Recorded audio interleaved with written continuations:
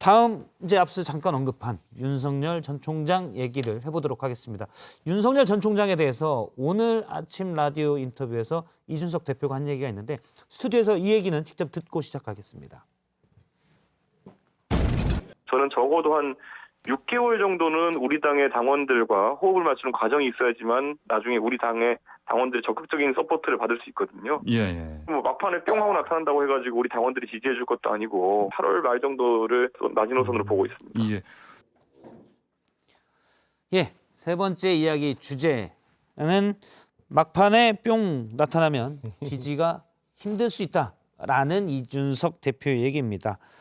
어떻습니까? 6개월 정도 같이 해야 당원들의 지지를 받는다라는 이준석 대표의 얘기 동의하십니까? 네, 저도 뭐 이준석 대표의 그 취지에 대해서는 뭐 전적으로 동의하고요. 기본적으로 검사 윤석열에서 정치인 윤석열로 변화를 해서 이제 그 당에서 싸우는 과정을 통해서 그 당내 그 후보 유력 후보들과의 경쟁을 통해서 이제 당원들로부터 이제 지지를 받아야 되고 그 과정에서 또한 국민들로부터 또 지지를 획득해야 되는 과정을 반드시 거쳐야죠. 그건 뭐 윤석열 총장의 스타일도 당연히 그렇다고 저는 생각을 합니다. 사실은 그 뭐 제가 5월 22일에 한번 통화를 한 적이 있다고 한번 말씀을 드렸었는데 그 당시에도 윤석열 총장과 뭐 여러 가지 얘기가 있었습니다만 본인이 갖고 있는 성격은 어떤 위기 상황에 대해서 피해가거나 회피하지 않는다. 항상 문제가 되면 난 같이 정정당당히 들어가서 심판을 받고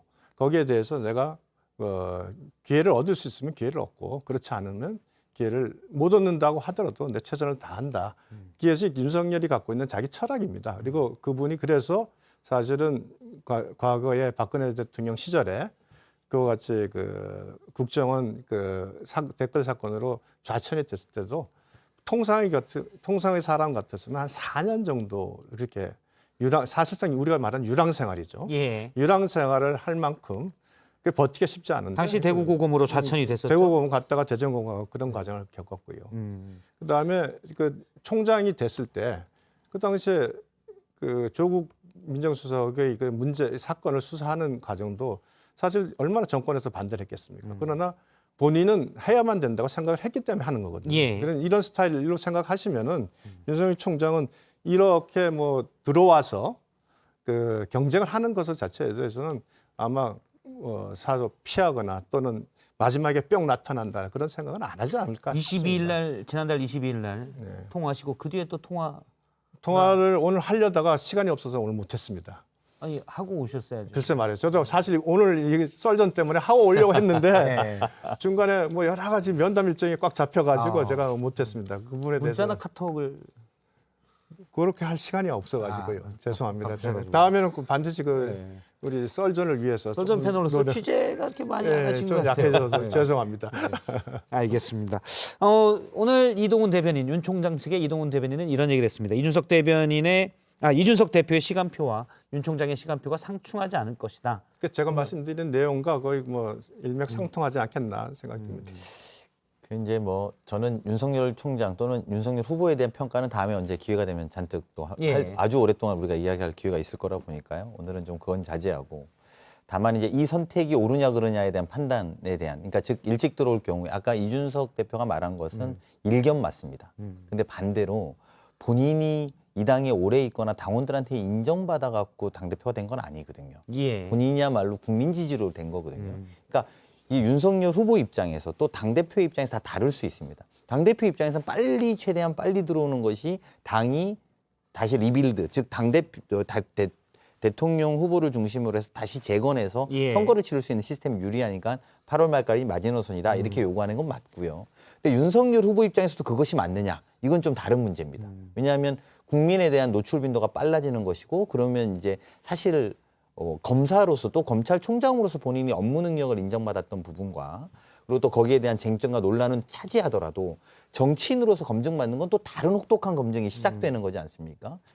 그런 검증의 시간들을 어떻게 보낼 것인지에 대한 이야기는 완전히 다른 이야기입니다. 그래서 그런 것들이 어떤 게 맞는지는 저도 잘 모르겠습니다. 이게 맞을 수도 있고 또 늦게 들어오는 게 맞을 수도 있지요. 근데 이제 당대표 입장에서는 어서 들어오셔서 우리 당과 호흡해달라. 이게 또 원칙적으로 맞는 말이거든요. 다만 아까 말씀드린 것처럼 안철수, 김종인 대표 사이에서 있었던 일을 반면교사 삼고 또 두 번째는 이준석 당대표라고 하는 국민 지지율이 높은 당대표가 당선되는 걸 보면서 자신감을 얻어서 저는 윤석열 후보의 등판이 빨라질 수 있다. 이런 것은 예측해 볼 수 있다고 봅니다. 예. 요거 하나만 또 여쭤볼게요. 그러면 아무튼 입당할 걸로 보시고 8월 안에 입당할 걸로 네. 보시는데 제가 지난번에 와서 한 7월 말씀드렸던 것 같은데 7월 달이라고 그래. 기억하시나요? 네, 그렇게 말씀 아, 잠깐 그래요? 하셨어요. 네. 그러면 그거는 윤 전 총장의 생각입니까? 아니면 제 생각입니다. 언제 그때 또 전화를 하신 다음에 다시 글쎄요. 다음에 다음 한번 주에 전화하고 오셔가지고 해주세요. 알겠습니다. 일단 이준석 대표가 이런 얘기를 했어요. 전원, 그러니까 다른 사람의 말을 전했지만 윤 전 총장이 발광체인지 반사체인지는 모르겠다. 그런 얘기가 있다라고 이준석 대표가 얘기했거든요. 유상범 의원님은 윤 총장을 많이 아시지 않습니까? 네. 정치도 이제 하시니까 정치권에서 발광체가 될 수 있을까요? 아니면 반사체로 그칠 가능성도 있습니까? 윤석열 총장에 대해서 뭐 많은 설명을 해야 되니까 예. 그 자세 설명하는 건 좀 어려운 부분이 있고, 근데 윤석열 총장이 갖고 있는 여러 가지 캐릭터, 또 윤석열 총장이 이 어떤 사안을 대응하는 자세, 예. 이걸 한번 쭉 돌이켜 보면 추미애 장관과 윤석열 그 총장의 갈등 속에서 윤석열 총장이 물론 거기서 대선 주자로 올라가는데 큰 역할을 한 건 있습니다만 그러니까 그와 같은 갈등이 벌어지는 과정에서 예. 윤석열 총장이 보여준 행동을 보면 그것이 이제 공정하지 않다는 것에 대해서 그 공정을 지키기 위한 노력을 보였다는 거. 그다음에 법치를 지키기 위한 노력을 보였다는 거. 그리고 그와 같은 그 전 권력, 민주당이 얼마나 많은 압박을 했습니까? 그 권력의 압박 속에서도 그걸 지켜가는 그 행보, 이런 것은 그것이 반사체인 형태로 보이지만 실제로는 발광체의 모습이거든요. 근데 뭐 일반 시청자들이 보기에는 그건 다 반사체인데? 그러니까 라고 볼수 반사체의 있는 모양새가 보이지만 예. 그 하나하나를 하는 과정 속에서 본인이 갖고 있던 철학을 보여주고 본인이 예. 그 어떤 그 대국민에 대해서 신뢰 있는 모습을 보였던 그 하나하나 행동은 예. 그 분명히 발광체로서의 모습도 있습니다. 그런데 지금 그와 같은 그 주어진 상황에서, 즉 검찰총장으로서 정권과 대립하는 과정에서 했던 부분은 이미 국민들에게 충분히 인식이 됐고 공정과 정의라는 그 하나의 그 가치를 구현하고 있는 걸 인식이 됐고 예. 이제 남아 있는 그 다른 모습, 즉 정치인으로의 모습은 들어와서 쌓을 텐데 아마 저는 뭐 감히 말씀드릴 수 있는데 기대하셔도 좋습니다. 네? 기대하셔도 좋습니다. 기대하셔도 좋습니다. 네. 알겠습니다. 처음부터 그렇게 얘기하셨으면 바로 저도 분량을 해서 지금 오버됐어요 시간이. 알겠습니다. 지금 뭐 여론조사를 그 국민의힘 여론조사 네. 많이 올라갔다는 내용이 있는데 네. 시간이 오버돼가지고 여기까지만 하도록 하겠습니다. 오늘 두 분 말씀 들었습니다. 고맙습니다. 네, 고맙습니다.